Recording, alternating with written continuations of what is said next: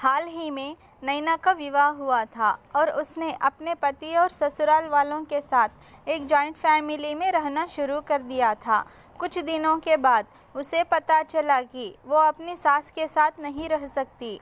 नैना की सास रूढ़िवादी थी, जबकि नैना आधुनिक जीवन शैली जीने वाली लड़की थी। जल्दी ही उनके बीच झगड़े होने लगे।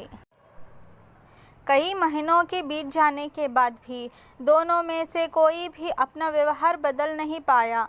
समय के साथ साथ नैना और ज़्यादा आक्रामक हो गई और उसे अपनी सास से नफरत होना शुरू हो गया।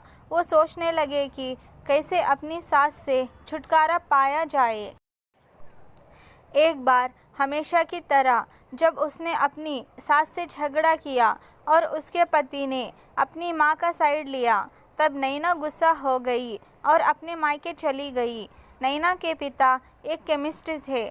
उसने अपने पिता को पूरी बात बताई। उसने अपने पिता से कहा कि उसे कुछ जहर दें ताकि वो अपनी सास के खाने में मिलाकर उससे छुटकारा पा सके, नहीं तो वो अपने पति के घर वापस नहीं जाएगी। नैना के पिता को ये सब जानकर काफ़ी दुख हुआ और उन्होंने अपनी बेटी से कहा, अगर तुम अपनी सास को जहर देती हो तो तुम और मैं दोनों जेल जाएंगे। ऐसा करना ठीक नहीं है। लेकिन नैना सुनने और समझने की हालत में नहीं थी। आखिरकार उसके पिता ने कहा, ठीक है, जैसा तुम चाहती हो वैसा ही होगा, लेकिन मैं तुम्हें जेल में नहीं देखना चाहता। उसके पिता अंदर से पाउडर लाए और कहा, हर दिन जब तुम दोपहर का भोजन या रात का भोजन करते हो तो अपनी सास के खाने में इसे मिला देना। इससे धीरे धीरे कुछ महीनों में वो मर जाएगी और लोग सोचेंगे कि वो प्राकृतिक रूप से मरी है। उन्होंने ये भी कहा, क्योंकि किसी को भी तुम पर शक नहीं होना चाहिए, इसीलिए आज से तुम अपनी सास के साथ नहीं लड़ोगी, बल्कि तुम उनकी देखभाल करोगी। भले ही वो कुछ भी कहे, तुम गुस्से से बात नहीं करोगी और हमेशा शांत रहोगी। नैना सहमत हो गई और अपने ससुराल वापस आ गई और अपने पिता की सलाह के अनुसार उसने अपनी सास के खाने में पाउडर मिक्स करना शुरू कर दिया और बड़े ही प्यार के साथ बात करना शुरू कर दिया।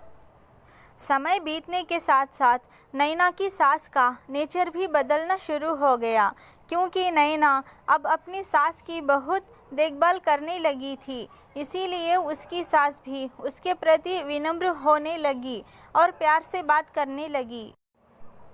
5 महीने बीत गए और नैना खाने में पाउडर मिक्स कर रही थी, लेकिन अब घर का वातावरण बदल गया। कोई झगड़े नहीं थे, दोनों एक दूसरे की तारीफ करते। अब ऐसा लगता था मानो दोनों का रिश्ता माँ और बेटी का रिश्ता हो। अब नैना को चिंता होने लगी कि पाउडर की वजह से उसकी सास जल्द ही मर सकती है।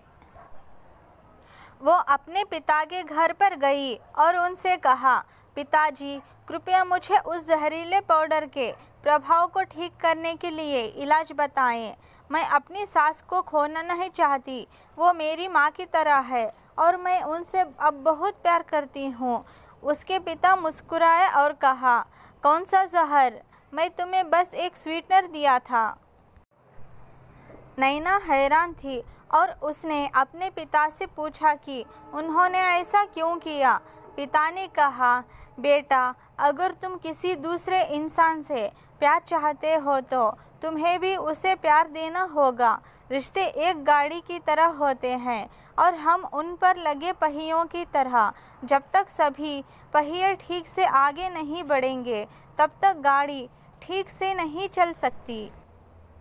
इसी बात का एहसास दिलाने के लिए मैंने ऐसा किया और तुम्हें अपनी सास के प्रति नम्र रहने को कहा। तुम्हारी अच्छाई देखकर उन्होंने भी अपने आप को बदला और तुम्हें समझना शुरू किया। तुम दोनों ने एक दूसरे के लिए अपने आप को बदला। यही कारण है कि तुम अपनी सास के लिए आज मेरे पास भागते हुए आई हो। हर इंसान अपनी परिस्थितियों का शिकार होता है। ये अक्सर कई मतभेदों को जन्म दे सकता है, हालांकि हमें एक दूसरे को समझने की कोशिश करनी चाहिए और एक दूसरे के साथ एक स्वस्थ संबंध बनाने के लिए थोड़ा अपने आप को भी बदलना चाहिए। और जब इस तरह के मतभेद रिश्तों के बीच उठते हैं तो उनके प्रियजनों का कर्तव्य है कि वे उन्हें शांत रखें और सही रास्ते की ओर मार्गदर्शन करें। हाँ दोस्तों, आपको ये कहानी कैसी लगी कमेंट में ज़रूर बताना, और अगर अच्छी लगी तो प्लीज़ एक लाइक कर देना और इस चैनल को सब्सक्राइब कर लेना।